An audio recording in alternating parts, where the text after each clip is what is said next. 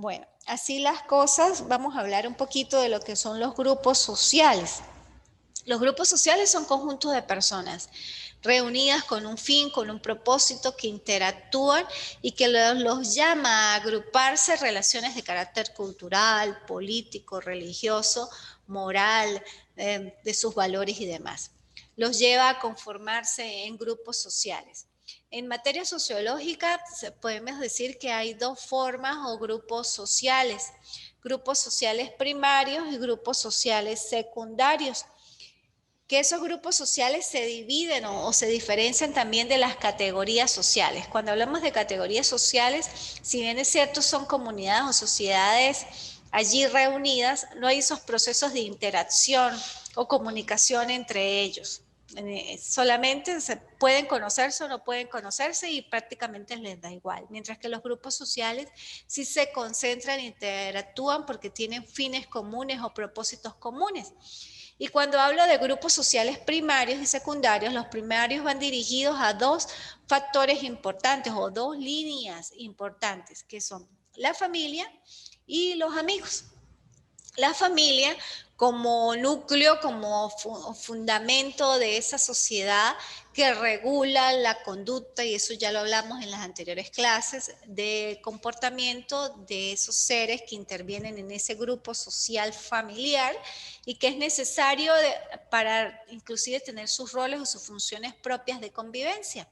Son grupos primarios por excelencia que interactúan y que convergen en una misma unidad y con un mismo propósito. Se ayudan entre sí, se apoyan entre sí, tienen formas de pensar parecidas o con líneas en común por su proceso cultural, de valores y demás que convergen en esa unión familiar.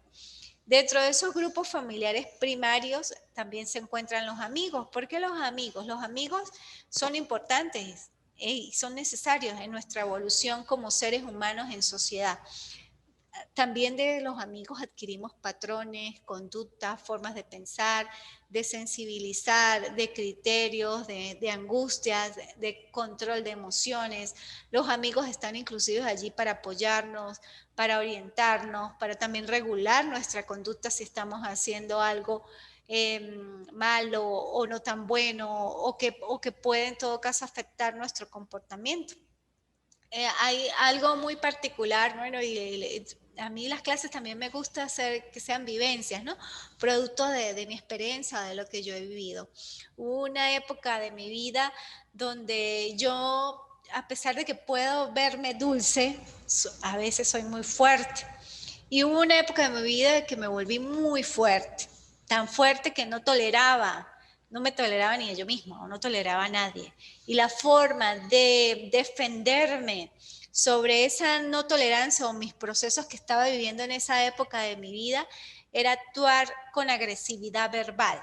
No siendo grosera, ¿no? Que es diferente con mi verbo, sino siendo agresiva y tajante y soez y cortante con las personas que estaban a mi alrededor. Fue un momento transitorio, como de 2 o 3 días, pero que una amiga mía efectivamente lo observó, lo visualizó y me llamó a capítulo y me dijo, oye Adriana, tú no eres así, tu forma de actuar no es así, esa no es tu naturaleza, vuelve en ti. ¿Y quién lo hizo? Mi amiga.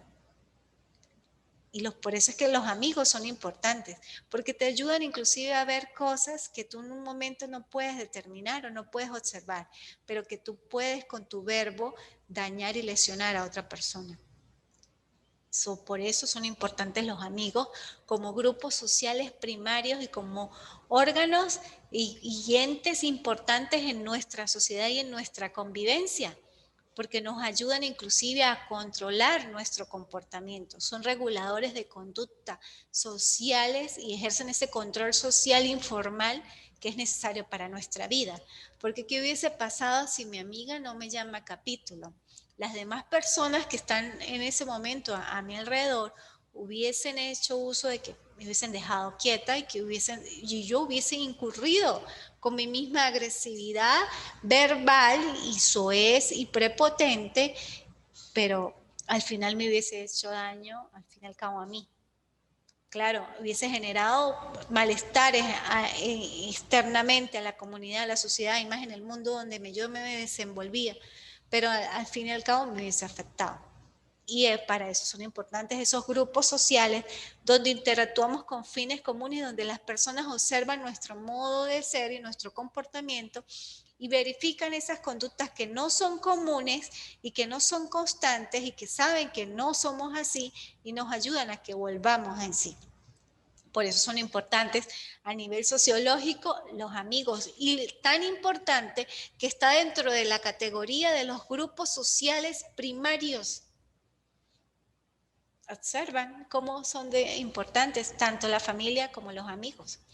Ahora bien, de esos grupos sociales primarios están los grupos sociales también secundarios. Los grupos sociales secundarios, si bien es cierto, convergen con un fin común, no van dirigidos a interactuar con un solo propósito. Son los llamados grupos sociales laborales, los grupos sociales académicos, los grupos sociales inclusive académicos para ejercer un rol específico, una tarea específica en el sistema educativo.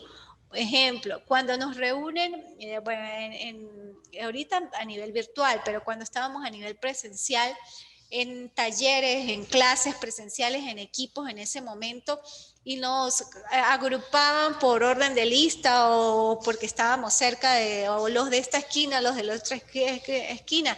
Son grupos sociales momentáneos, temporales, que tienen un propósito, pero en ese momento. Pero son secundarios porque también nos ayuda a interactuar y para resolver algo que estamos en ese momento dilucidando. Son los grupos sociales secundarios por naturaleza también.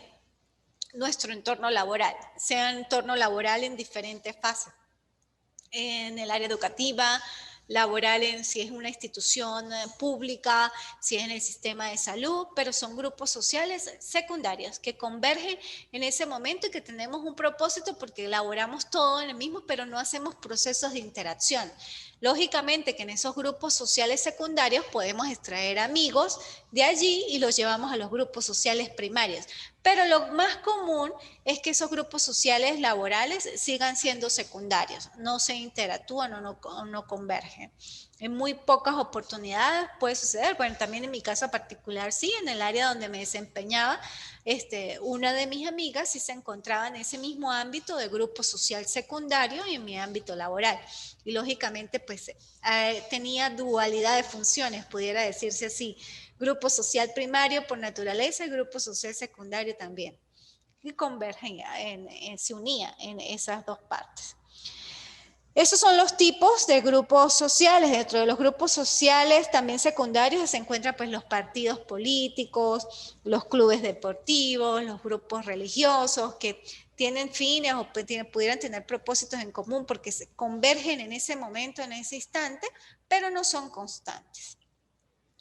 Igualmente, como forma de estratificación social o que es necesario tocar en este ámbito, en esta unidad, debemos tener claro lo que es una masa, lo que es una sociedad y lo que es una comunidad.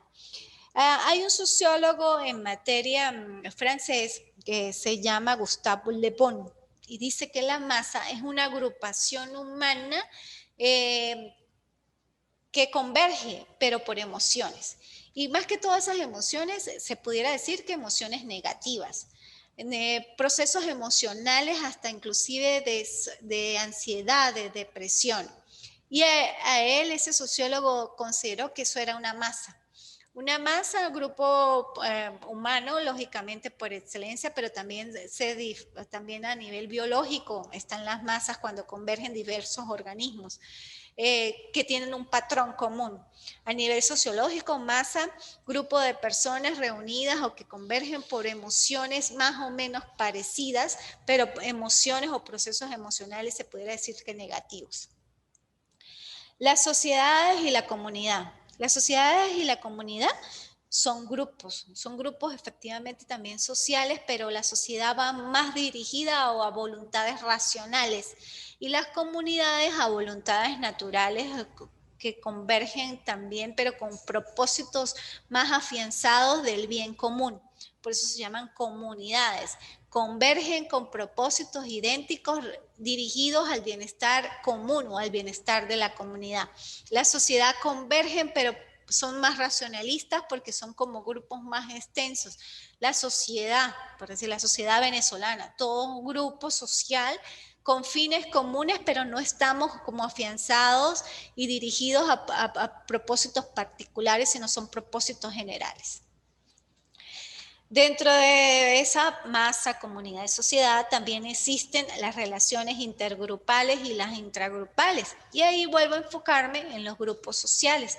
Las relaciones entre grupos sociales, por decir, diferentes familias, convergen con un fin común, pero son grupos sociales familiares o grupos sociales de amigos que convergen en un mismo sitio, en una misma reunión, por decirlo así. Son relaciones intergrupales. Y las relaciones intragrupales dirigidas a la interacción que existe en el mismo grupo, por decir, el grupo familiar, el grupo de amigos, las relaciones existentes en ese grupo en particular. En el grupo familiar, si nos vamos al plano de la familia, lo que interactúa en la familia. ¿Cuál familia? Recuerden que las familias extensas o las familias o comunidades únicas, las familias comunidades, mamá, papá e hijos. Las familias extensas, mamá, papá, hijos, tíos, abuelos y demás. Pero son grupos familiares en relaciones intragrupales. Por eso es intragrupales, dentro del grupo. O grupos de amigos. Amigos de educativos, amigos de parrandas, se puede decir, de fiestas y demás. Relaciones entre ese grupo. Grupos académicos y demás, con propósitos y las relaciones que deben tener son necesariamente entre el grupo y dentro del grupo. En consonancia con eso, cada relación o cada intergrupal o intragrupal debe tener una cohesión grupal. ¿Qué es la cohesión? La capacidad de unirse, la capacidad de reflexión, de hacer esos procesos de análisis, de interacción. Es la cohesión grupal. Luego de esa cohesión grupal, de esos modos de asociarse o de grupos sociales primarios, secundarios, de las distintas formas de los grupos sociales primarios, de los secundarios, están los estratos o la estratificación social, que por naturaleza siempre ha sido así. Desde que se ha creado la sociedad, vivimos estratificados, como por castas, por estamentos, por clases sociales, dependiendo inclusive de la cultura, de la capacidad económica, de las formas de religión, de las formas de pensar. Se ha estratificado la sociedad. Y pienso yo que de otra manera pues tiene que ser así. No, hay que siempre distinguir y hacer la distinción entre los distintos estratos sociales y verificar las capacidades y competencias de cada ser humano. Dentro de esa estratificación social son estratos o formas de ver socialmente reconocidos. No son algo que están fuera del alcance de la vista del ser humano, sino son socialmente reconocidos. Si nos vamos a las épocas anteriores, inclusive de las conquistas, cuando vino Colón y demás, hablamos de castas, estamentos, élites y roles. Los élites y roles sí fueron más de evolución más moderna, pero las castas y los estamentos se pudiera decirse que fue en esas épocas de colonización. Las castas, pues las mezclas interraciales y la connotación figurativa la hizo España. Cuando hace esa forma de estratificación por castas, por las mezclas interraciales. ¿Y cuáles mezclas? Los blancos, los indios y los negros. Luego se unieron ese grupos interraciales o esas mezclas interraciales y formaron las castas, bien entre la mezcla o separadas de ellas. Por decir, blancos con blancos, indios con indios, negros con negros, pero también hubo mezclas entre ellos y se formaron castas en las mezclas o castas solamente con sus grupos por por color de piel o interracial. ¿Okay? Ellos inclusive hablaban de esas castas de la pureza de sangre. Solo blancos eran puros de sangre, solo negros, ellos solamente negros o morenos, y solo los indios. Por eso se llaman castas, como formas particulares por pureza o por identidad de color de piel y de fisonomía. Luego existen los estamentos, que los estamentos ya delimitan la parte social como a la forma económica o a la capacidad económica que pueda tener el ser humano. Y lo dividen en estamentos dependiendo de su capacidad, de su goce, de su ejercicio, de su autonomía, inclusive a nivel económico, política, de religión. Van diferenciando las castas de los estamentos y su proceso de evolución de la sociedad.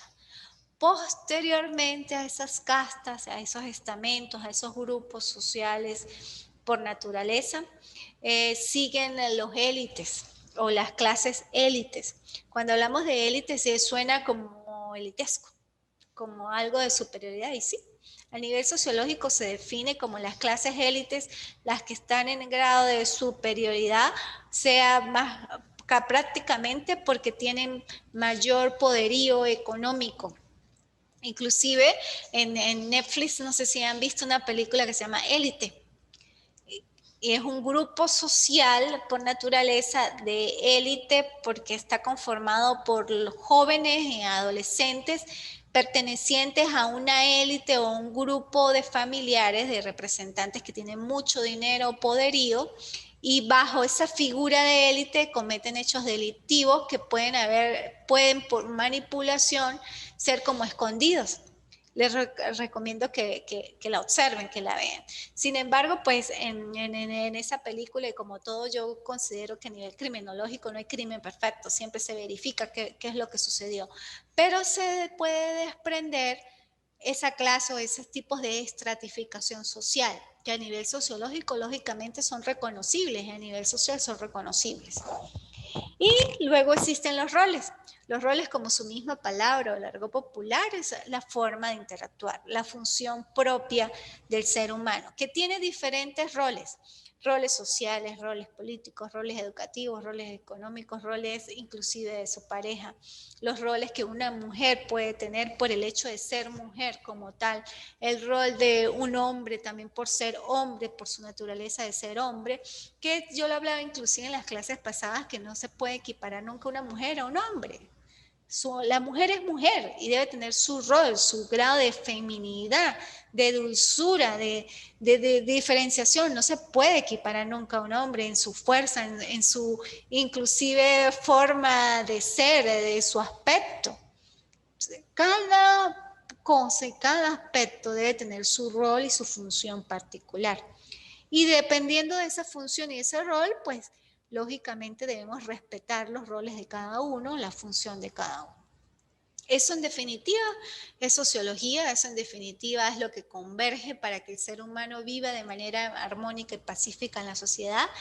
Eso es lo que en definitiva nos hace seres reconocibles ante nuestra comunidad, ante nuestro grupo social, ante nuestro sector donde vivimos.